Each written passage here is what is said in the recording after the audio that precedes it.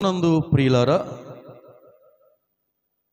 నేటి త్రిత్తము తరువాతి 20వ ఆదివారము కొరకు ఏర్పాటు చేయబడిన లేఖన పాఠ్యభాగాలను మనము ధ్యానం చేసినప్పుడు సువార్త పాఠ్యభాగము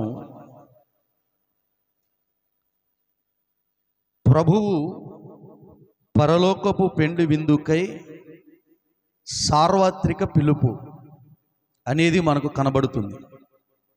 పరలోకపు విందు కొరకు దేవుని యొక్క సార్వత్రిక పిలుపు మనకు కనబడుతుంది.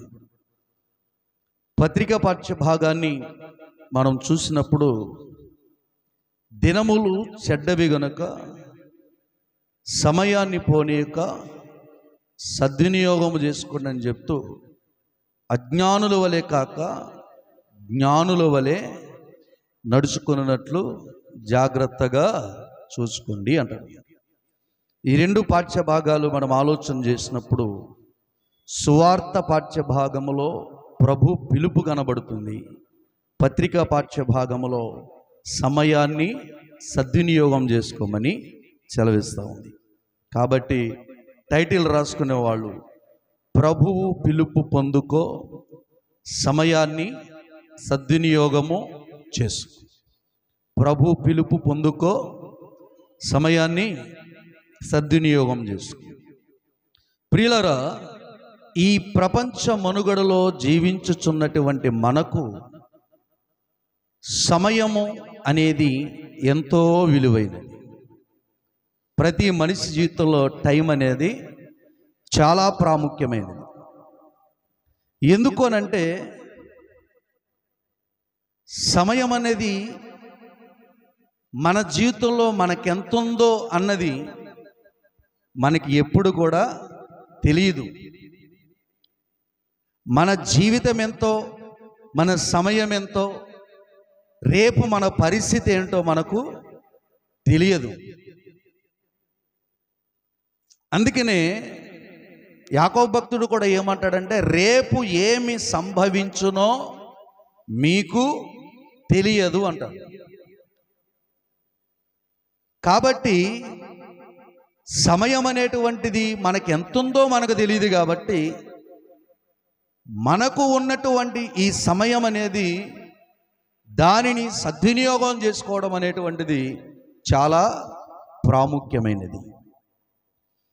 ఎందుకనంటే పరిశుద్ధ గ్రంథము చెప్తుంది, సమాజంలో పెద్దలైనటువంటి వారు కూడా చెప్తూ ఉంటారు, సమయం అనేటువంటిది ఒకసారి పోగొట్టుకుంటే మరలా తిరిగి ఆ సమయాన్ని మనము పొందలేము అంటారు. దేవుడు మనకిచ్చినటువంటి అవకాశాన్ని మనము పోగొట్టుకుంటే మరలా ఆ అవకాశం మన జీవితంలోనికి రాకపోవచ్చు. అందుకనే సమయం ఉన్నప్పుడే ప్రతి క్షణాన్ని కూడా మనుషుడు తెలివిగా, జ్ఞానవంతులుగా సమయాన్ని ఉపయోగించుకోవాలి.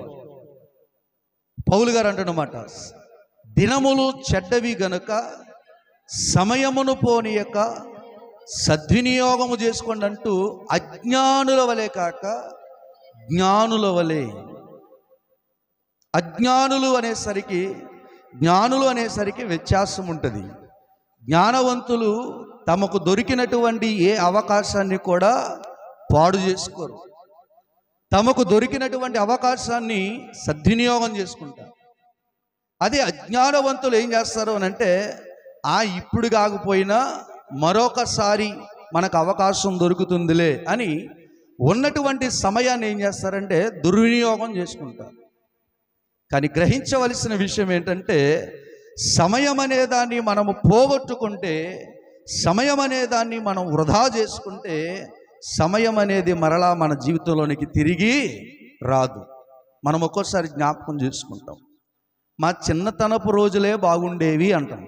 బాగుండేవని మనకు తెలుసు, కానీ తిరిగి అందులోకి మనం వెళ్ళగలమా? వెళ్ళలేం. అంటే దాటిపోయిందే.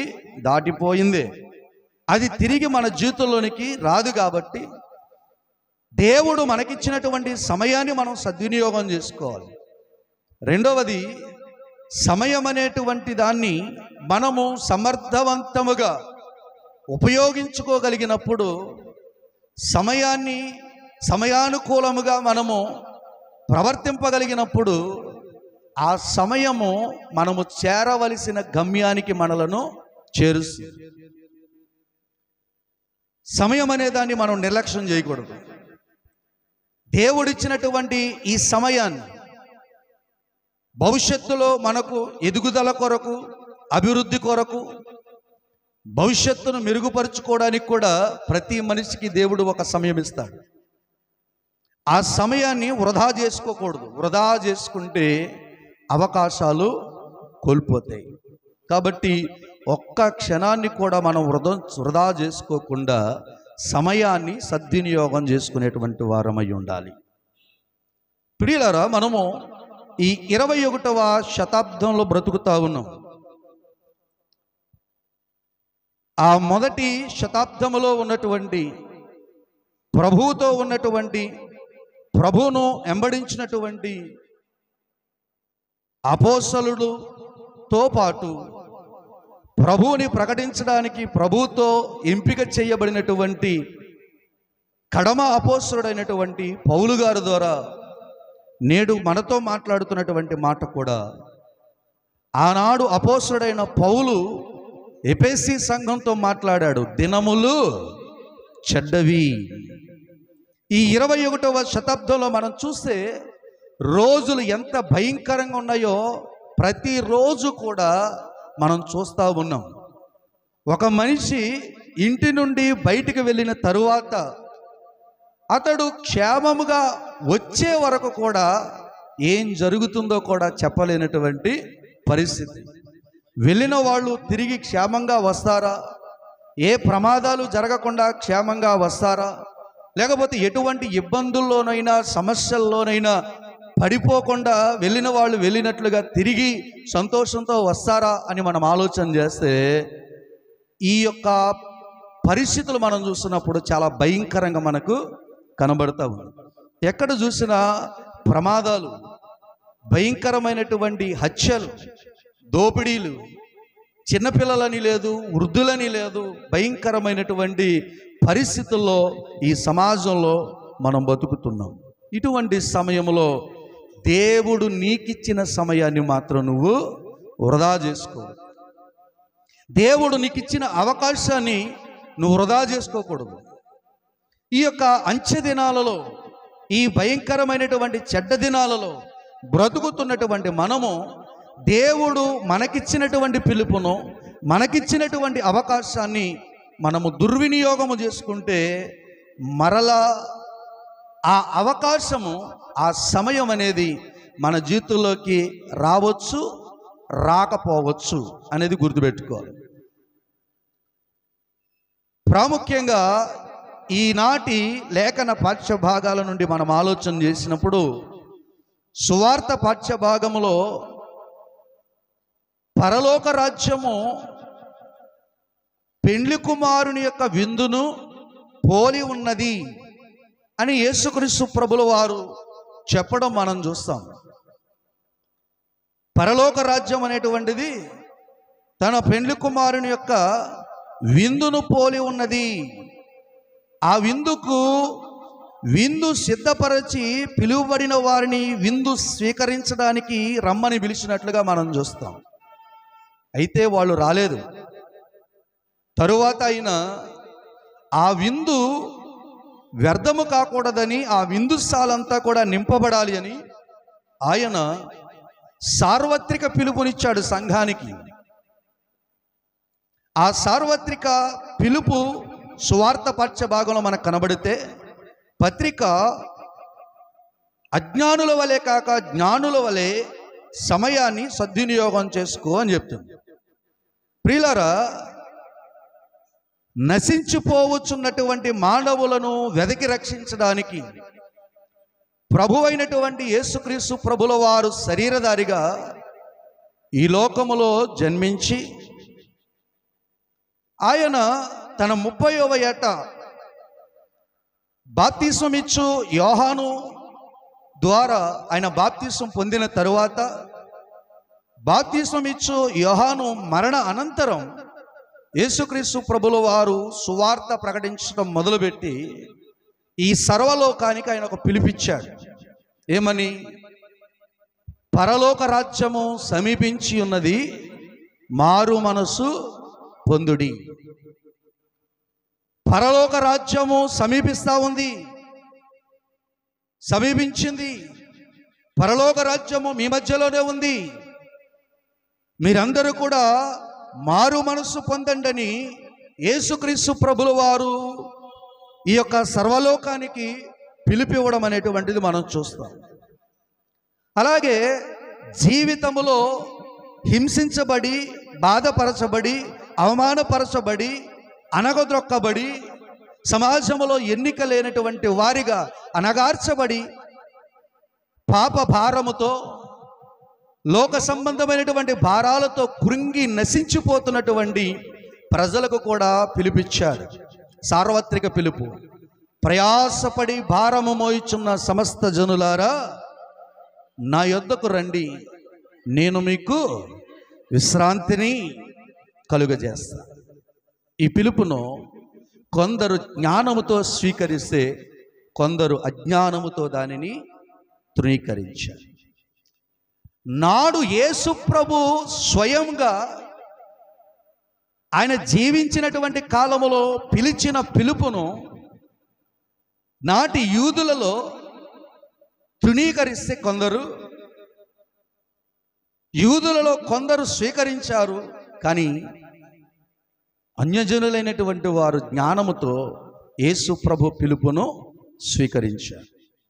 అప్పుడు ఏ పరిస్థితి ఉందో ఇప్పటికీ కూడా సమాజంలో అదే పరిస్థితి నడుస్తాం. దేవుని పిలుపును ఇప్పటికీ కూడా దేవుడిచ్చినటువంటి ఈ అవకాశాన్ని, ఈ సమయాన్ని సద్వినియోగం చేసుకోమని నేటికి కూడా సంఘాలలో ఆ ప్రభు పిలుపు ద్వారా, ఆయన వాక్యము ద్వారా, ఆయన ఏర్పాటు చేసుకున్నటువంటి దైవజనుల ద్వారా సంఘాలలో, సమాజాలలో నేటికి కూడా పిలుపును ఆయన ఇస్తూనే ఉన్నాడు. స్వీకరించువారు కొద్దిమంది, పిలుపును తృణీకరించినటువంటి వారు కూడా కొద్దిమంది అనేటువంటి విషయాన్ని జ్ఞాపకం చేసుకోవాలి. అయితే ఆయన సన్నిధిలో ఉన్న మీరు జ్ఞాపకం చేసుకోవాల్సింది, ఆనాటి ఆయన పిలుపును కొందరు తృణీకరిస్తే కొందరు స్వీకరించారు. మరి నేడు నీ యేసయ్య నిన్ను పిలుస్తా ఉన్నాడు. పరలోకపు విందు సిద్ధముగా ఉన్నది, దానిని స్వీకరించడానికి, భుజించడానికి రండి అని చెప్పి ఆయన మిమ్మల్ని పిలుస్తుంటే ఆయన పిలుపుకు నీ స్పందన ఏమై ఉన్నది? ఆయన పిలిచేటువంటి ఆ పిలుపుకు నీ స్పందన ఏమై ఉన్నది? ఈ రోజున మనం ఇది ఆలోచన చేయాలి. యేసు ప్రభు మనకిచ్చినటువంటి ఆ పిలుపును, యేసు ప్రభు మనకిచ్చినటువంటి ఆ అవకాశాన్ని మనం సద్వినియోగం చేసుకోకపోతే మన పరిస్థితి ఏమవుతుందో ఈరోజు లేఖనాల ద్వారా మనం ధ్యానం చేయబోతున్నాం. మత్తయి సువార్త 22వ అధ్యాయము 1వ వచనం నుంచి మనం చూస్తే, తిరిగి ఉపమాన రీతిగా ఇట్లా, నేను పరలోక రాజ్యము తన కుమారునికి పెండ్లి విందు చేసిన ఒక రాజును పోలి ఉన్నది. ఆ పెండ్లి విందుకు పిలువబడిన వారిని రప్పించుటకు ఆయన తన దాసులను పంపినప్పుడు వారు రానొల్లకపోయిరి. కాగా అతడు, ఇదిగో నా విందు సిద్ధపరిచి ఉన్నాను, ఎద్దులను, క్రొవ్విన పశువులను వధింపబడినవి, అంతయు సిద్ధముగా ఉన్నది, పెండ్లి విందుకు రండని పిలువబడిన వారితో చెప్పుడని వేరే దాసులను పంపెను. చలం. పెండ్లి విందు సిద్ధపరచబడి ఉంది, రండి అని పిలువబడిన వారితో తన దాసులను పంపించి పిలిపిస్తా ఉన్నాడు. పిలువబడిన వారు ఎవరమ్మా? అక్కడ ఆ సందర్భంలో పిలువబడిన వారెవరు అమ్మా? అక్కడ ఎవరిని ఉద్దేశించి మాట్లాడుతున్నాడంటే, పిలువబడిన వారు ఎవరంటే మొదటిగా యూదులు. ఎవరమ్మా? యూదులు. యూదులు దేవుని యొక్క నిబంధన ప్రజలు. దేవుడు తన పిల్లలుగా, తన ప్రజలుగా ఈ ప్రపంచంలో అనేక మంది జనాంగాలు, జాతులు ఉన్నప్పుడు హెబ్రీ జాతి నుంచి, అబ్రహాము నుంచి దేవుడు వచ్చినటువంటి ప్రజలందరినీ కూడా ఆయన ఎంపిక చేసుకుని వాళ్ళకు పిలుపునిచ్చాడు దేవుడు. మొట్టమొదటి పిలుపు ఎవరిది అనంటే యూదులకు ఆయన పిలుపునిచ్చినప్పుడు ఆ పిలుపును వారు తిరస్కరించారు. యేసుక్రీస్తు ప్రభులు వారు కూడా వచ్చినప్పుడు ఆయన కూడా ఎక్కడ జన్మించాడయ్యానంటే యూదుల మధ్యలో. ఎక్కడ? ఎందుకంటే చేసిన వాగ్దానాలు అటువంటివి, ప్రవచనాలు అటువంటివి. దావీదు వంశములోను, దావీదు గోత్రములోను ఇశ్రాయేలును ఏలబోవువాడు జన్మిస్తాడని ప్రవచనాలు. ప్రియులారా చూడండి, యేసుక్రీస్తు ప్రభులు వారు కూడా మొట్టమొదట ఆ యూదుల మధ్యకు వచ్చినప్పుడు, ఆ ఇశ్రాయేలు ప్రజల మధ్యకు వచ్చినప్పుడు యేసుక్రీస్తు ప్రభుల వారిని, ఆయన పిలుపును వారు తిరస్కరించినట్లుగా మనం చూస్తాం. మత్తయి సువార్త 15వ అధ్యాయము 24వ వచనంలో యేసు ప్రభు అంటాడు, ఆయన ఇశ్రాయేలు ఇంటి వారై నశించిన గొర్రెల యొద్దకే గాని మరి ఎవరి యొద్దకును నేను పంపబడలేదనెను. అక్కడ కానాను స్త్రీ యేసు ప్రభు దగ్గరకు వచ్చి తన కుమార్తెకు దెయ్యం పట్టినప్పుడు ఆ దెయ్యము నుంచి విడుదల దయచేయమని యేసు ప్రభును వేడుకొన్నప్పుడు కానాను స్త్రీని పరీక్షిస్తూ యేసు ప్రభు మాట్లాడిన మాట ఏంటో తెలుసా? ఇశ్రాయేలు ఇంటి వారై నశించిన గొర్రెల యొద్దకే గాని మరి ఎవరి యొద్దకును నేను పంపబడలేదు అనేటువంటి మాటను యేసు ప్రభు నోట మనం చూస్తాం. అంతేకాదండి, 10వ అధ్యాయము 6వ వచనం కూడా చూడండి. 10వ అధ్యాయం 6వ వచనం, ఆయన 12 మంది శిష్యులను పంపుతూ మొట్టమొదటి ఎక్కడికి పంపుతున్నాడు అని అంటే 5వ వచనం చదవండి. యేసు ఆ 12 మందిని పంపుచు వారిని చూసి వారికి ఆజ్ఞాపించినదేమనగా, మీరు అన్యజనుల దారిలోనికి వెళ్ళకుడి, సమరయుల ఏ పట్టణములోనైనను ప్రవేశింపకుడి గాని ఇశ్రాయేలు వంశములోని నశించిన గొర్రెల యొద్దకే వెళ్ళుడు, వెళ్ళుచు పరలోక రాజ్యము సమీపించి ఉన్నదని ప్రకటించండి. మొట్టమొదట శిష్యులను కూడా ఎవరి దగ్గరికి పంపించాడండి? యూదుల దగ్గరికి వెళ్ళండి, యూదుల దగ్గరికి వెళ్ళండి, ఇశ్రాయేలు వంశములోనికి వెళ్ళండి, వెళ్ళి పరలోక రాజ్యము సమీపించి ఉన్నది అని చెప్పి వాళ్ళకు ప్రకటన చేయండి అని చెప్పి మాట్లాడుతున్నట్లుగా మనం చూస్తాం. అపోస్తలుడైన పౌలు కూడా ఈ మాట చెప్పాడు. రోమపత్రిక 1వ అధ్యాయము 16వ వచనాన్ని మీరు చూడవచ్చు. రోమపత్రిక, సువార్తను గూర్చి నేను సిగ్గుపడువాడను గాను, ఎలయనగా ప్రభువు నమ్ము ప్రతివానికి మొదట ఎవరికి? మొదట యూదునికి, గ్రీసు దేశస్థునికి కూడా రక్షణ కలుగజేయటకు అది దేవుని శక్తి అయి ఉన్నది. పౌలు గారు మెన్షన్ చేసింది మొదట యూదునికి. మొదటి పిలుపు ఎవరికండి? యూదులకు. దేవుడు వాళ్ళకి పిలుపునిస్తే వాళ్ళు ఏం చేస్తారో తెలుసండి, ఆ పిలుపును తృణీకరించారు. యోహాను సువార్త 1:11 అంటాడు, ఆయన తన స్వకీయుల యొద్దకు వచ్చెను గాని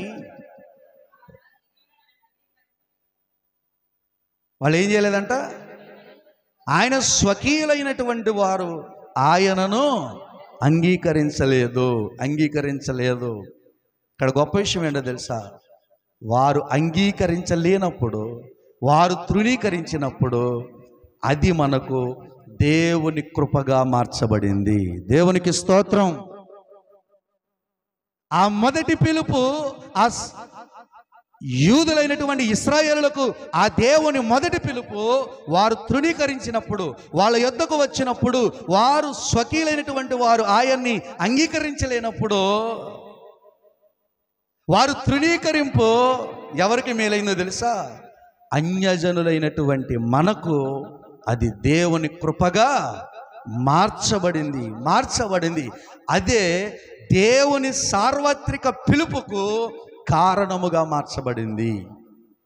ఈ రోజున ఈ పరిశుద్ధ స్థలములో మనందరం కూర్చుని నా తండ్రి, నా యేసయ్య, నా ప్రభువా, నా విమోచకుడా అని మనం ప్రార్థన చేస్తున్నామనంటే ఈ రోజున ఈ అవకాశం మనకు ఎలా దొరికిందో తెలుసా?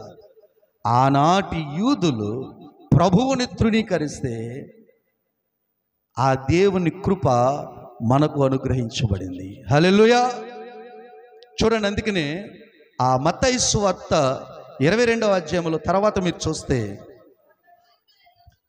వారు లక్ష్యము చేయక ఒకడు పొలమునకును మరి ఒకడు వర్తనమునకును వెళ్ళిరి. తక్కిన వారు అతని దాసులను పట్టుకొని అవమానపరిచి చంపిరి. కాబట్టి రాజు కోపపడి తన దండ్లను పంపి నరహంతకులను సంహరించి వారి పట్టణమును తగులబెట్టించాడు. అప్పుడు పెండ్లి విందు సిద్ధముగా ఉన్నది గాని పిలువబడిన వారు పాత్రులు కారు గనుక రాజమార్గములకు పోయి మీకు కనబడిన వారందరినీ పెండ్లి విందుకు పిలువడని తన దాసులతో చెప్పింది. ఆ దాసులు రాజమార్గములకు పోయి, చూడండి, చెడ్డవారినేమి మంచివారినేమి తనకు కనబడిన వారిని అందరినీ పోగు చేసిరి గనుక విందుకు వచ్చిన వారితో ఆ పెండ్లిశాల నిండెను. ఎప్పుడైతే ఆ పిలుపుకు అర్హత కలిగిన వాళ్ళు దేవుని పిలుపును తృణీకరించారో ప్రపంచానికి సార్వత్రికమైన పిలుపు వచ్చేసింది. మీరు వెళ్ళండి, రాజ్య మార్గంలో ఎవరు కనబడినా సరే, వాళ్ళెవరైనా సరే, వాళ్ళందరినీ కూడా విందులోనికి రమ్మని ఆహ్వానించండి. మీరు చూడండి, వాళ్ళు మంచి వాళ్ళ చెడ్డ వాళ్ళన్నది చూడొద్దు. వాళ్ళెవరైనా సరే నా విందుకు వాళ్ళు అర్హత కలుగునట్లుగా వాళ్ళను నా యొద్దకు పిలవండి అని చెప్పి దేవుడు అవకాశం ఇవ్వడం చూస్తాం. కాబట్టి ప్రియా దేవుని బిడ్డలారా, క్రీస్తు యేసు యొక్క క్రైస్తవ ఆనందములో పాలు పొందడానికి మనం గమనించవలసింది ఏంటో తెలుసా? చర్చికి రావడానికి జాతితో సంబంధం లేదు. దేంతో? జాతితో సంబంధం లేదు, కులముతో సంబంధం లేదు, మతముతో సంబంధం లేదు, వర్గముతో సంబంధం లేదు, వర్ణముతో సంబంధం లేదు, లింగముతో సంబంధం లేదు, ఎటువంటి భేదాలకు తావులేదు, ఎటువంటి ఆధిక్యతలకు కూడా తావులేదు. వాళ్ళు ఎవరైనా సరే క్రీస్తు కృపలో క్రైస్తవ ఆనందములోనికి ప్రవేశించడానికి దేవుడు అందరికీ ఆహ్వానం ఇచ్చారు. అదే పాడేమాట, రండి రండి యేసుని యొద్దకు రమ్మనుచున్నాడు. రండి రండి యేసుని యొద్దకు రమ్మనుచున్నాడు. ప్రయాసపడి భారము మోయువారలు, ప్రయాసపడి భారము మోయువారలు ప్రభుని చెంతకు పరుగిడి వేగమే, ప్రభుని చెంతకు పరుగిడి వేగమే. రండి రండి యేసుని యొద్దకు రమ్మనుచున్నాడు. హల్లెలూయా. అందరికీ పిలుపునిచ్చాడు యేసయ్య. ఈ రోజున ఆ పిలుపు మనకు వచ్చింది కాబట్టే ఒకప్పుడు అన్య సాంప్రదాయాల్లో బ్రతికినటువంటి మనము కానీ మన పితరులు కానీ ఈ రోజున ప్రభు చెంతకు రావడానికి మనకు అవకాశము దొరికింది. ఆ సాంప్రదాయాలలో నుంచి మనము బయటకు వచ్చి ప్రభుని ఆరాధించడానికి, నిజదేవుడైనటువంటి క్రీస్తును మనము కొలవడానికి ఈరోజు ఆ సార్వత్రికమైనటువంటి పిలిపే మనకు అవకాశముగా మార్చబడింది. ప్రియులారా, 22:8 వచనం చూస్తే అక్కడ మనకు చెప్పాడు, రాజమార్గములకు పోయి ఎవరైనా సరే, వాళ్ళు మంచి వాళ్ళైనా సరే చెడ్డవారైనా సరే, ఎవరినైనా మీరు ఆహ్వానించండి అన్నప్పుడు ఈ యొక్క గొప్ప భాగ్యం మనకు దొరికింది. అయితే ప్రియులారా గమనించాలి, యూదులు దేవుని పిలుపును తిరస్కరించి దేవుడు వారికి ఇచ్చిన అవకాశాన్ని పోగొట్టుకున్నారు. మరి ఈ రోజున ఎన్నోసార్లు పిలిచాడు. నమ్మి బాప్తిస్మము పొందినవాడు రక్షింపబడని. ఎన్నిసార్లు దేవుడిని పిలిచాడు, ఎన్నిసార్లు దేవుడి నీకు అవకాశం ఇచ్చాడు, ఎన్నిసార్లు నువ్వు బ్రతకాలని, నువ్వు పరలోక రాజ్యాన్ని స్వతంత్రించుకోవాలని దేవుడు నీకు ఆహ్వానం ఇచ్చాడు. మరి ఆ మాటను నువ్వు స్వీకరించావా, తృణీకరిస్తూ ఉన్నావా? ఆలోచన చేసుకోవాలి. ప్రియులారా, దేవుడు మనకిచ్చిన అవకాశము పోగొట్టుకుంటే మరలా తిరిగి వస్తుందని మనము జ్ఞాపకం చేసుకోవడానికి కానీ ఊహించుకోవడానికి కానీ మన చేతిలో లేదు. ఎందుకంటే నేడు ఉన్న వాళ్ళు రేపు లేనటువంటి పరిస్థితిగా మార్చబడుతుంది. దేవుడిచ్చినటువంటి రక్షణను మనం నిర్లక్ష్యము చేసుకుంటే, ఏదో వంక ఏదో సాకులు చెప్పి రేపు రేపు రేపు రేపు అని వాయిదాలు వేస్తే రేపు అనేది నీ జీవితంలో ఉండకపోవచ్చు. యాకోబు పత్రిక 4వ అధ్యాయము 13వ వచనంలో, నేడైనను రేపైనను ఏదో ఒక పట్టణమునకు వెళ్ళి 1 సంవత్సరము వ్యాపారము చేసుకొని లాభము సంపాదించుకుందాము రండని చెప్పుకుని వారలారా, రేపు ఏమి సంభవించునో మీకు, రేపు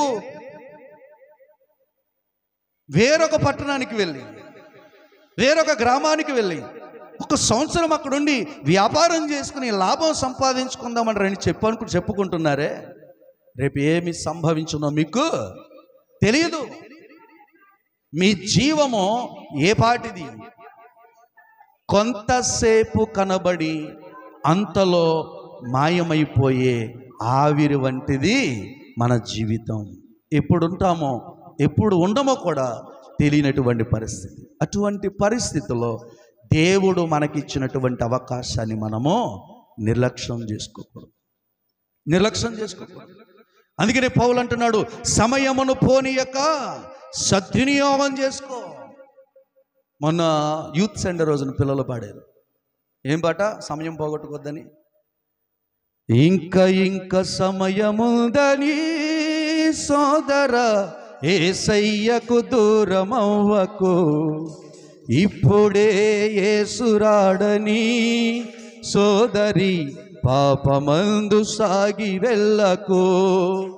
ఇంకా సమయముందని సోదర యేసయ్యకు దూరమవ్వకు, ఇప్పుడే యేసురాడని సోదరి పాపమందు సాగి వెళ్ళకు. యేసురాకడెప్పుడో ఏ శాస్త్రమైన చెప్పెనా, రేపు ఏమవుతుందో శాస్త్రవేత్త చెప్పునా. ఇంకా సమయముందని సోదర యేసయ్యకు దూరమవ్వకు, ఇప్పుడే యేసురాడని సోదరి పాపమందు సాగి వెళ్ళకు. ఇంకా సమయం ఉందని వాయిదాలు వేయము. అజ్ఞానుల వలె ఆలోచన చేయొద్దు. అజ్ఞానుల వలె సమయాన్ని పోనిచ్చుకోవద్దు. జ్ఞానవంతుల వలె నడుచున్నట్లు జాగ్రత్తగా చూసుకోనని పౌలు చెప్తున్నాడు. దినములు చెడ్డవి, నీ ముందున్నవి మంచివి కాదు, నీకు క్షేమాన్ని ఇచ్చేటువంటి దినాలు కావు. నువ్వు బయటికి వెళ్ళినా, ఇంటిలో ఉన్నా, ఎక్కడ ఉన్నా, ఏ పరిస్థితుల్లో ఉన్నా అది నీకు క్షేమమని చెప్పడానికి కూడా అనుకూలమైనటువంటి దినాలు ఇవి కావు. ప్రభు త్వరగా వస్తా ఉన్నాడు. ఆయన రాకడకు సమీపమవుతా ఉన్నది. కాబట్టి సమయాన్ని సద్వినియోగం చేసుకో. సమయాన్ని దుర్వినియోగము చేసుకొనక సమయాన్ని ఏం చేయాలంట? సద్వినియోగము చేసుకో. సద్వినియోగం చేసుకుంటే ఎప్పుడు నేడే. 2 కొరింథీ పత్రిక 6:2 పౌలు అంటాడు, అనుకూల సమయమందు, రక్షణ దినమందు,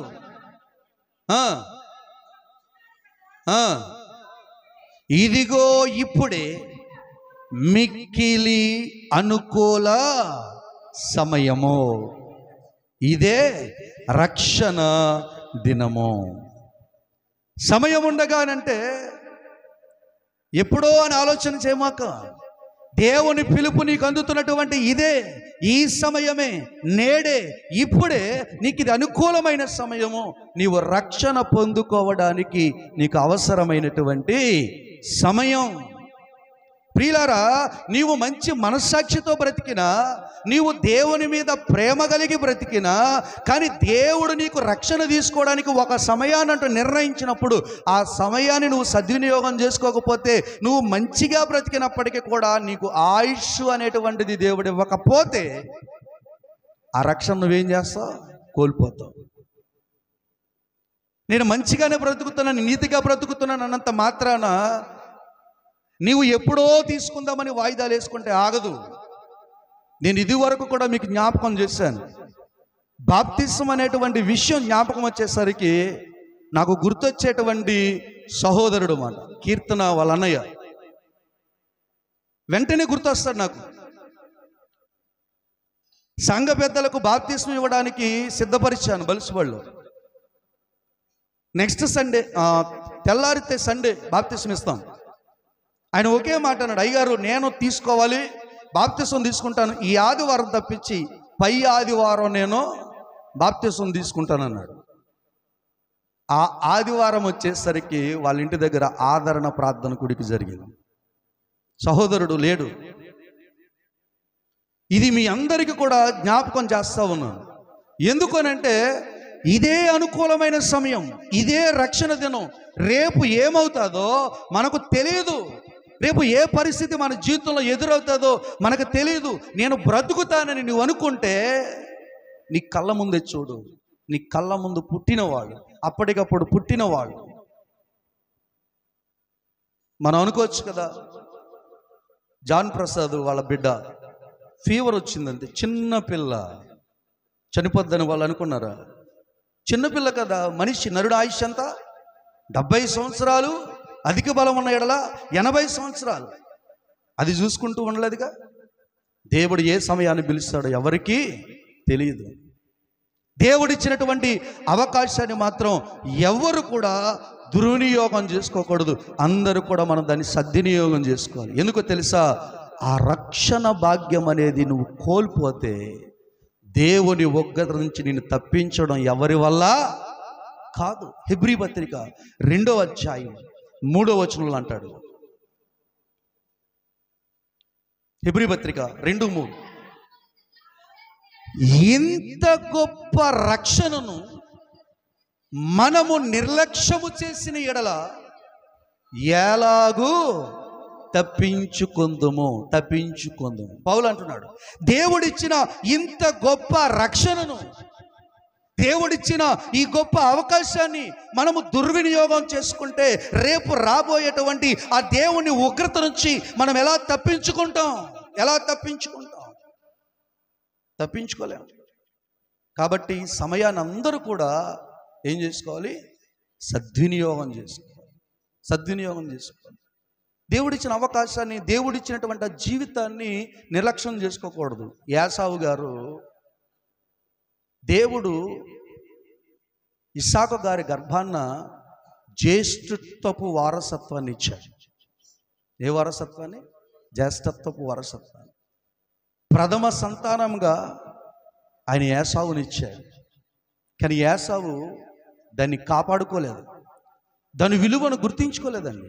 ఏం చేశాడో తెలుసా? అతడు చిక్కుడు కాయల కూరకు తన జ్యేష్ఠత్వాన్ని నమ్మేసుకున్నాడు.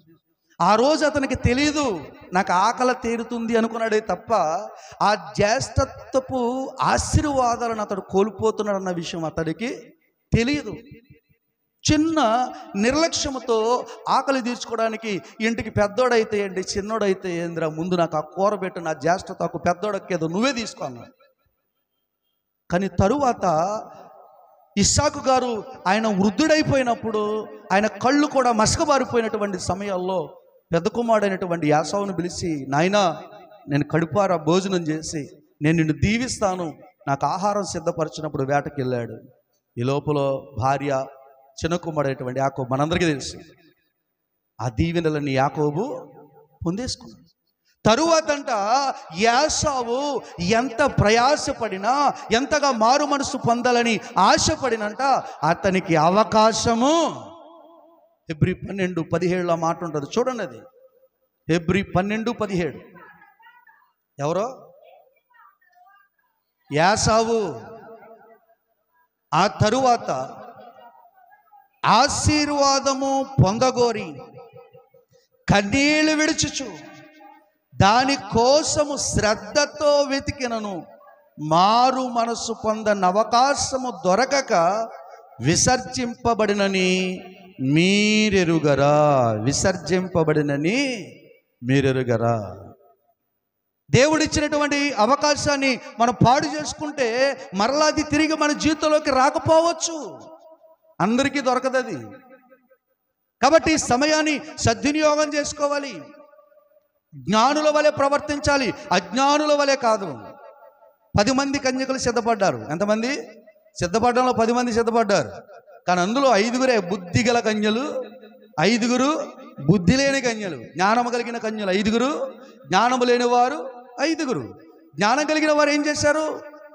తమ దివిటీలు పట్టుకున్నారు, సిద్ధల్లో నూనె పట్టుకున్నారు. వాళ్ళు వెళ్ళారు, వెళ్తూ అనుకున్నారు అన్నమాట, ఏంటంటే ఇదిగో ఈ దివిటీల్లో ఉన్న నూనె అయిపోతే వచ్చేవాడు ఆలస్యం చేస్తే మన దగ్గర నూనె ఉండాలి, కాబట్టి ఇదిగో సిద్ధల్లో నూనె పట్టుకెళ్దాం, నూనె తీసుకెళ్ళారు. బుద్ధి లేని కన్యకలు 5గురు ఏం చేశారు? దివిటీల్లో నూనె నింపుకొని దివిటీలు అంటించుకుని వెళ్ళారు తప్ప ఇది అయిపోతే నెక్స్ట్ ఏంటని ఆలోచన చేయలేదు, వెళ్ళిపోయారు. రావలసిన వాడు, తలుపు తీయవలసిన వాడు, పిలవవలసినటువంటి వాడు ఆలస్యం చేశాడు. ఈ లోపల నిద్ర వచ్చిందంటే వీళ్ళందరికీ, పడుకున్నారు అందరూ. తర్వాత మెలకు వచ్చి చూస్తే దివిటీలు ఆరిపోతున్నాయండి. 5గురు కన్యకలు వాళ్ళ దగ్గర ఉన్నటువంటి సిద్ధిల్లో ఉన్న నూనె తీసి ఆ దివిటీలు వేసినప్పుడు ఎలిగిని. మిగతా 5గురు అంటారు, మాకు కూడా కొంచెం ఏంటంటే ఇది మీకును మాకును సరిపోదు, కాబట్టి మీరు కొట్టులోనికి వెళ్ళి కొనుక్కున్నాను, అంగడిలోకి వెళ్ళి కొనుక్కోండి అంటే వాళ్ళు వెళ్ళి తిరిగి వచ్చే లోపల వచ్చాడు, తలుపు తీశాడు. బుద్ధి కలిగినటువంటి 5గురు కన్యకలను కూడా లోపలికి తీసిపోయాడు. తర్వాత తలుపేసేసాడు. తర్వాత వెళ్ళి కొనుక్కుని వచ్చినటువంటి వాళ్ళు అంటున్నారు, అయ్యా మేము వచ్చాం, తలుపుతి అంటే మీరు ఎక్కడి వారో నేను ఎరుగును, మీరెవరో నాకు తెలియదు. దేవుడిచ్చిన అవకాశాన్ని సద్వినియోగం చేసుకోవలసినటువంటి వారమై ఉన్నాం. దేవుడిచ్చినటువంటి అవకాశాన్ని ఇదిగో నీ ఇష్టానికి బ్రతుకుతున్నావు, నీ ఇష్టానికి నడుస్తూ ఉన్నావు, పాపములో బ్రతుకుతున్నావు, పాపపు ఆలోచనలో బ్రతుకుతున్నావు, ఈ లోక సంబంధమైనటువంటి జీవనోపాధి నిమిత్తమై ఎన్నో త్రోవ తప్పినటువంటి మార్గాల్లో ప్రవేశిస్తూ ఉన్నావు. దేవుడు అంటున్నాడు, మారు మనసు పొందండి, పరలోక రాజ్యం సమీపించింది, మీరు మారు మనసు పొంది మీ బ్రతుకులను మార్చుకోండి అని చెప్పి దేవుడు అవకాశం ఇస్తూ ఉన్నాడు. కానీ ఎవరు కూడా నోవాహు చరిత్రలోకి వెళ్ళాలి. దేవుడు భూమి మీద ఉన్నటువంటి నరులను చూసినప్పుడంట ఆయనకి హృదయంలో నొచ్చుకున్నాడండి, చాలా బాధ వేసింది ఆయనకి. నరులను చేసినందుకే బాధపడి ఆయన అనుకున్నాడు, అసలు ఈ సృష్టిలో ఉన్నటువంటి ప్రతి జీవరాశి నరులను కూడా నశింప చేయాలని తలంచి ఆయన ఎందుకైనా మంచిది చిన్న అవకాశం ఇద్దాం అనుకున్నాడు. చిన్న అవకాశం అనుకుని అసలు ఈ వార్త చెప్పడానికి ఎవరైనా ఉన్నారా, సరైన వాడు నీతిమంతుడు ఎవరైనా ఉన్నారా అని చెప్పి ఆయన ఆకాశమును చూసినప్పుడంట నోవాహు ఒక్కడే నీతిమంతుడిగా కనబడ్డాడంట. నోవాహుని పిలిచి, నోవాహు ఇదిగో నేను మరి కొద్ది రోజుల్లో 40 రోజులు రాత్రులు ప్రగళ్ళు ప్రచండ వర్షం నేను కురిపించబోతున్నాను, ఈ సృష్టి అంతా కూడా నశించిపోబోతుంది, కాబట్టి నీవును నీ కుటుంబము రక్షించబడినట్లు అలాగుననే ఈ లోకములో ప్రతి జీవరాశి బ్రతుకున్నట్లును జతలు జతలుగా ప్రతి జీవరాశిని కూడా తీసుకో, ఈ స్వార్థ ద్వారా ఎవరైతే వస్తారో వాళ్ళని ఎక్కించుకోవడానికి ఒక మంచి వాడ చేయమని చెప్పాడు ఆయన. చితిసారకపు మానుతో ఒక మంచి వాడ చేయమన్నాడు. వాడు ఎన్ని సంవత్సరాలు చేశాడు? 90 నుంచి 120 సంవత్సరాల మధ్య ఇంత అని మనం చెప్పలేం. ఆయన ఈ ఓడ చేస్తూ అక్కడ ఉన్నటువంటి ఆ ప్రజలందరికీ ఏం చెప్పాడు తెలుసా? సువార్త చెప్పాడు. ఎలా చెప్పాడు? ఇలాగ చిన్న మీటింగ్ పెట్టి చెప్పలా,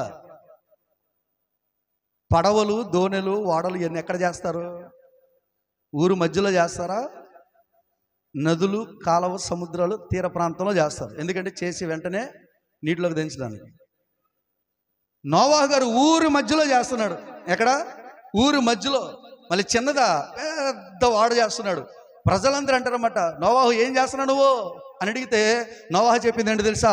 ఇదిగో దేవుడు భూమి మీద 40 రోజులు ప్రచండ వర్షమును కురిపించబోతున్నాడు, మనమందరం కూడా నశించిపోతాం, కాబట్టి మనమందరం బ్రతుకున్నట్లు దేవుడు వాడు చేయమన్నాడు, మీరు కూడా వచ్చి నాకు సహాయం చేయండి అంటే నోవాహును చూసంట హేళన చేశారంట. నోవాహును చూసి వీడికి ఏమన్నా పిచ్చా, వర్షం వస్తుంది అంటాడేంటి, మునిగిపోతుంది అంటాడేంటి, మనందరం నశించిపోతామంటారేంటి చెప్పి నోవాహు మాటలను వాళ్ళు లెక్క చేయలేదు. సమయం వచ్చింది, వాడ పూర్తయింది ప్రభు అన్నాడు. ఎక్కించు వాళ్ళకి అన్నాడు. ప్రతి జీవరాశిని జతలుగా ఎక్కించాడు. నోవాహు, తన భార్య, తన 3 కుమారులు, తన 3 కోడళ్ళు, 8 మంది వాడెక్కారు. వాడెక్కిన తర్వాత తలుపు ఎవరు వేయాలి చెప్పాలి. ఇంట్లోకి వెళ్ళిన తర్వాత గడి ఎవరు వేస్తారు? వెళ్ళిన వాళ్ళు వేస్తారు. కానీ వాడకి గడి ఎవరు వేశారు? లోపలుండి గనక నోవాహు గనక తలుపేశాడు అనుకో, చాలామంది బంధువులు ఉంటారు, స్నేహితులు ఉంటారు, అన్నయ్య అన్నారు అనుకో, ప్రేమతో డోర్ తీసినా తీస్తాడు. అందుకని చెప్పి ఇలా లోపలికి వెళ్ళనిచ్చి బయట గడియ పెట్టింది ఎవరో తెలుసా? దేవుడు పెట్టాడు. వర్షం ప్రారంభమైంది అనుకుని ఉండొచ్చు, లేదా భలే ఇల్లు పడుతున్నాయే అనుకుని ఉండొచ్చు. సరదాగా వర్షం అంతా గంతులేస్తాం చూడు మనం, అలా గెంతు ఉండొచ్చు. తరువాత వర్షం కాస్త పెరుగుతూ ఉంది. ఆకాశపు తూములు విప్పబడ్డాయి, భూమి పాతాళపు తూములు కూడా విప్పబడ్డాయి. భూమి కింద నుంచి, ఆకాశము నుంచి 2 పక్షాల నుంచి వర్షం వస్తుంటే ప్రపంచం అంతా మునిగిపోతుంటే అప్పుడు అరుస్తున్నారు. ఏమని? రక్షించమని. అయ్యో మమ్మల్ని రక్షించమని, మమ్మల్ని కూడా కాపాడమని నోవాహుని కేకలు వేస్తుంటారు. నోవాహు చాలా ప్రయత్నం చేసి ఉండొచ్చు, కానీ తలుపేసింది ఎవరు? నోవాహు చెప్తే నోవాహు మాట వాళ్ళు వినలేదు, నోవాహు మాట లక్ష్య పెట్టలేదు. ఏమనుకున్నారంటే జనులు తినొచ్చు, త్రాగుచు, పెండిగించుకొనొచ్చు, నాటుచు, ఇదే లైఫ్ అనుకున్నారు, ఇదే జీవితం అనుకున్నారు. వర్షం వచ్చి అందరిని ముంచి వేస్తా ఉంటే అప్పుడు ఎవడ దిక్కు? ఎవరికి ఎవరు ఈ లోకంలో చివరికి పరలోకంలో ఎవరికి ఎవరెవరో ఎదురవుతుంటారు. ప్రాణానికి నా ప్రాణం అంటారు. ఎవరెవరో ఎదురవుతుంటారు. ప్రాణానికి నా ప్రాణం అంటారు. కష్టాలవారు కదలిపోతారు. కరుణగల యేసు నాతో ఉంటాడు. కరుణగల యేసు నాతో ఉంటారు. ఎవరికి ఎవరు ఈ లోకంలో అనుకుని ఉండొచ్చు కదా. నా అన్నలు ఉన్నారు, నా బంధువులు ఉన్నారు, నా స్నేహితులు ఉన్నారు, నాకేంటి? దేవుని మాట నిర్లక్ష్యము చేసి రక్షణ పొందండి, మారు మనసు పొందండి, బ్రతుకును సరిచేసుకోండి అని చెప్పి దేవుడు ఎంతమంది దైవజనులతో మీకు ప్రకటన చేస్తూ ఉంటాడో. ఈ రోజున ఇక్కడ రక్షణ పొందుకున్న వాళ్ళతో పాటు రక్షణ పొందుకుని చాలామంది ఉన్నారు. మీ అనుభవాలు ఎంతమంది పాస్టర్లను చూశారు? మీరు ఎంతమంది సేవకులు మీ సంఘానికి వస్తూ ఉన్నారు, ట్రాన్స్ఫర్ అయ్యి వెళ్తూ ఉన్నారు? ఎంతమందిని చూడలేదు? ఒక్కసారైనా నీ దైవజనుడి ద్వారా దేవుడు చెప్పిన మాట విన్నావా? మాటను లక్ష్య పెట్టావా? మాటను లక్ష్య పెట్టి ఉంటే ఈరోజు నీవు బాప్తిస్మం అనే రక్షణ తీసుకుని ప్రభు కొరకు సిద్ధపడుందు. ఈ రోజు కూడా ఆ రక్షణ లేదు, ఆ బాప్తిస్మం లేకుండా నీ జీవితంలో ఇలాగే కొనసాగుతూ ఉన్నావంటే నీ దేవుని మాట నువ్వేం చేసావు? తృణీకరించు. నీ దేవుని మాటను నిర్లక్ష్యం చేసినటువంటి స్థితిలో ఉన్న ఎన్నిసార్లు నేను వచ్చి 4వ సంవత్సరం ఎన్నోసార్లు చెప్పాను, బాప్తిసం లేని వాళ్ళకి బాప్తిసం తీసుకోండి. ఎందుకో తెలుసా? నమ్మి బాప్తిసం పొందినవాడు మాత్రమే రక్షించబడతాడు. బాప్తిసం లేనివాడు, నమ్మని వానికి శిక్ష. నువ్వు నశించిపోకూడదని, నువ్వు బ్రతకాలని త్రాగుడు మానుకోలేవా? త్రాగుడు మానుకోలేవా? వ్యసనాలు మానుకోలేవా? నీకున్నటువంటి చెడు అలవాట్లు మానుకోలేవా? త్రాగుడు కోసమో, నీకున్నటువంటి చెడు సహవాసాల కోసమో, సాంగత్యాల కోసమో, నీకున్నటువంటి బలహీనతల కోసమో ఇంత గొప్ప రక్షణను నువ్వు నిర్లక్ష్యం చేస్తావా? ఎలా తప్పించుకుందాం అనుకుంటున్నావు? రాబో ఉగ్రత నుంచి మీకు బుద్ధి చెప్పడానికి వచ్చేవాడు ఎవడు? నా వెనుక వచ్చేవాడు నాకంటే శక్తిమంతుడు. ఆయన చెప్తాడు, ఆయన చేతిలో ఆయన చేట ఉన్నది. చెరిగేస్తాడు, జల్లించేస్తాడు ఒక్కొక్కరిని. ధాన్యమును ధాన్యముగా, పొట్టును పొట్టుగా వేరు చేసి ధాన్యమును కొట్టులో పోసి పొట్టెను అగ్నిలో వేసి కాల్చి పాడేస్తాడు. అంత భయంకరమైనటువంటి శిక్ష నుంచి నువ్వు ఎలా తప్పించుకుంటావు? ఎలా తప్పించుకుంటావు? 90 నుంచి 120 సంవత్సరాల మధ్యలో సువార్త ప్రకటిస్తే నోవాహు మాట నిర్లక్ష్య పెట్టారు. ఫలితం ఏంటో తెలుసా? ఓడలో ఉన్న వాళ్ళు తప్ప భూమి మీద ఏ జీవరాశి కూడా బ్రతకలేదు. ఓడలో ఉన్నవాళ్ళు తప్ప, రక్షణలో ఉన్నవాళ్ళు తప్ప, బాప్తిస్మం అని ఆ రక్షణ ఓడ ఎక్కిన వారు తప్ప మరెవ్వరూ బ్రతకలేదు. బ్రతకాలని ఆశ లేదా? యుగ యుగాలు ప్రభుతో ఆనందించాలనేటువంటి ఆశ లేదా? ఆలోచన చేసుకోండి, ఆలోచన చేసుకోండి. దేవుడు ఒక సందర్భం మాట్లాడాడు. రోజునంటే ఆయన పిలుస్తూ ఉన్నాడంట, మారు మనసు పొందండి, మారు మనసు పొందండి, మీ బ్రతుకు మార్చుకోండి అని పిలుస్తూ ఉన్నాడంట. ఎన్నిసార్లు పిలిచినా అసలు ఆయన ఎవరో మాకు తెలియదు అన్నట్టు మొఖం చాటేసి తిరుగుతున్నారంట. ఒక రోజున పెద్ద బండరాయి లాంటి కష్టం వచ్చిందంట. ఆ కష్టాన్ని తప్పించుకోవడం వీళ్ళ వల్ల కావట్లా, ఏడుస్తూ ఉన్నారంట. భగవంతుడా మమ్మల్ని రక్షించు అని, భగవంతుడా మా బ్రతుకును మార్చు అని, భగవంతుడా మా కష్టాల నుంచి విడుదల దయచేయని చెప్పి ఏడుస్తూ ఉన్నారంట. ఈయన ఏం చేస్తున్నాడో తెలుసా? సామెతల గ్రంథం 1వ అధ్యాయము, నేను నవ్వెదను. ఏం చేస్తున్నాడంట? ఏం చేస్తున్నాడు?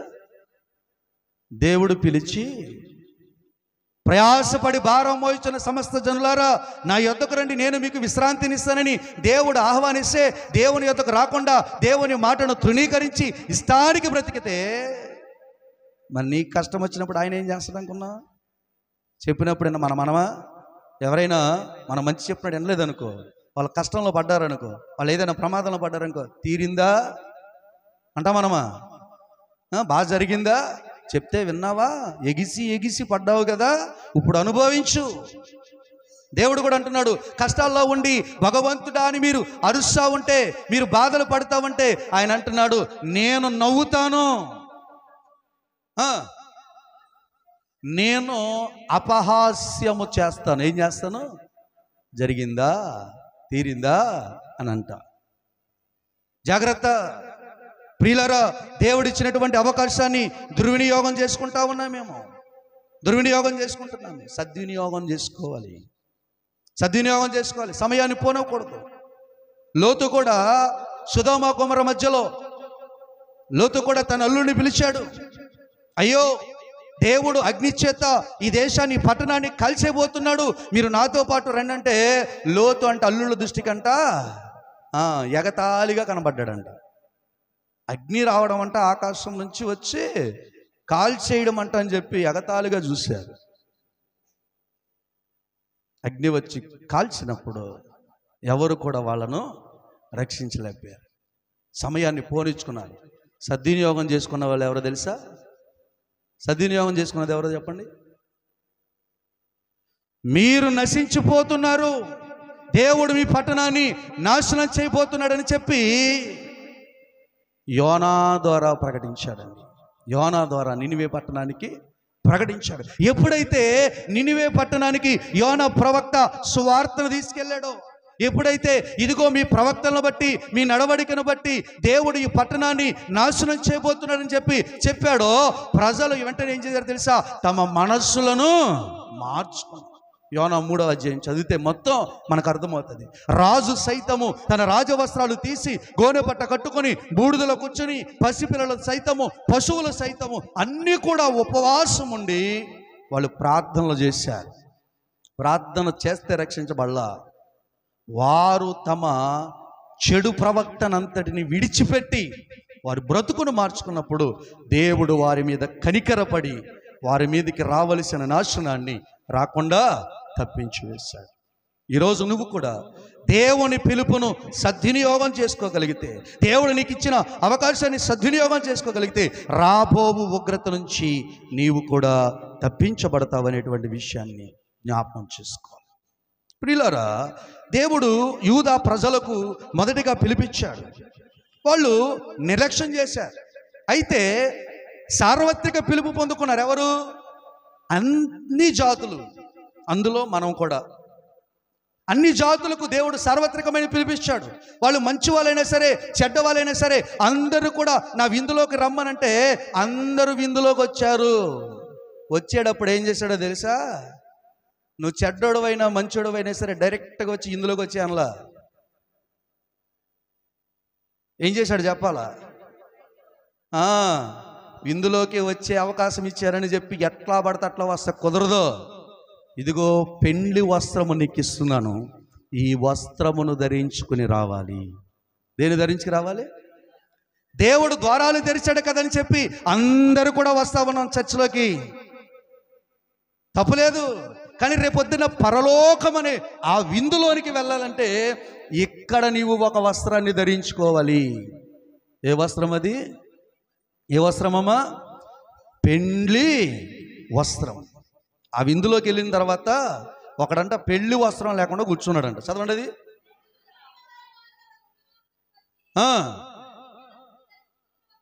పెళ్లి వస్త్రము ధరించుకొనని ఒకడిని చూసి, స్నేహితుడా పెళ్లి వస్త్రము లేక ఇక్కడికి ఎలాగో వచ్చితవని అడుగుగా వాడు మౌని అయి ఉండెను. పెళ్లి వస్త్రం లేకుండా ఎలా వచ్చావు? విందులోకి రమ్మనని కదని చెప్పి విందులోకి బాగానే వచ్చావు, మరి పెళ్లి వస్త్రం ఏది? పెళ్లి వస్త్రం ఏది? పెళ్లి వస్త్రం అంటే ఏంటమ్మా చెప్పాలి? పెళ్లి వస్త్రము అనంటే మళ్ళీ అదేదో తలపాగా నడవనికి దట్టి ఎన్ని చెప్పి అక్కడ ఆలోచన చేసాము. అక్కడ ఎన్ని పోల్చి చెప్పాడు. 61 యెషయా 61:10. యెషయా 61:10. అమ్మా, శృంగారమైన పాగా ధరించుకొనిన పెండ్లి కుమారుని రీతిగాను ఆభరణములతో అలంకరించుకొనిన పెండ్లి కుమార్తె రీతిగాను ఆయన రక్షణ వస్త్రమును నాకు ధరింపజేసి ఉన్నాడు. దేవునికి స్తోత్రం. ఏ వస్త్రమమ్మా? రక్షణ వస్త్రమును నాకు ధరింపజేసి ఉన్నాడు. దేవుని యొక్క ఆ పరలోకపు విందులోనికి, పెండ్లు కుమారుని ఆ పెండ్లు విందులోనికి నీవు నేను ప్రవేశించాలంటే ఈ లోకములో పెండ్లి వస్త్రం ధరించాలి. అది ఏ వస్త్రమో తెలుసా? రక్షణ వస్త్రం. అడుగుతున్నాడు, పెండ్లి వస్త్రం లేకుండా నువ్వెలా ఈ విందులోనికి వచ్చావు? ఇందులోనికి వచ్చావు. పెండ్లి వస్త్రం అంటే ఎలా ఉంటుంది? మురుగు పట్టేసి ఉంటుందా? ఎలా ఉంటుందమ్మా? ప్రశస్తమైనదిగా ఉంటుంది. చాలా చక్కగా ఎటువంటి మాపు లేకుండా పవిత్రమైనటువంటి వస్త్రముగా పెండ్లి వస్త్రాన్ని మనము ధరిస్తాం. దేవుడిచ్చినటువంటి ఆ రక్షణ వస్త్రము, ఆ ప్రశస్తమైనటువంటి వస్త్రమును మనం ధరించుకోవాలి. వాస్తవానికి మన నీతి క్రియలు, మన ఆలోచనలు, మన ఉద్దేశాలన్నీ కూడా దేవుని దృష్టికి ఎలా ఉన్నాయి? మురికి గుడ్డల్లా ఉన్నాయి. మన హృదయం ఎలా ఉందంట? మురికి గుడ్డలా ఉంది. ఈ మురికితో నిండిపోయిన ఈ హృదయం అనే ఈ వస్త్రాన్ని ప్రశస్తమైన వస్త్రంగా మార్చుకోవాలి, రక్షణ వస్త్రంగా మార్చుకోవాలి. అది దేని ద్వారా వస్తుంది తెలుసా? క్రీస్తు యేసు రక్తము ద్వారా మాత్రమే. దేని ద్వారా అండి? క్రీస్తు యేసు రక్తము ద్వారా. ప్రకటన గ్రంథము 7వ అధ్యాయము చూడాలి. ప్రకటన గ్రంథము 7వ అధ్యాయము 13వ వచనం.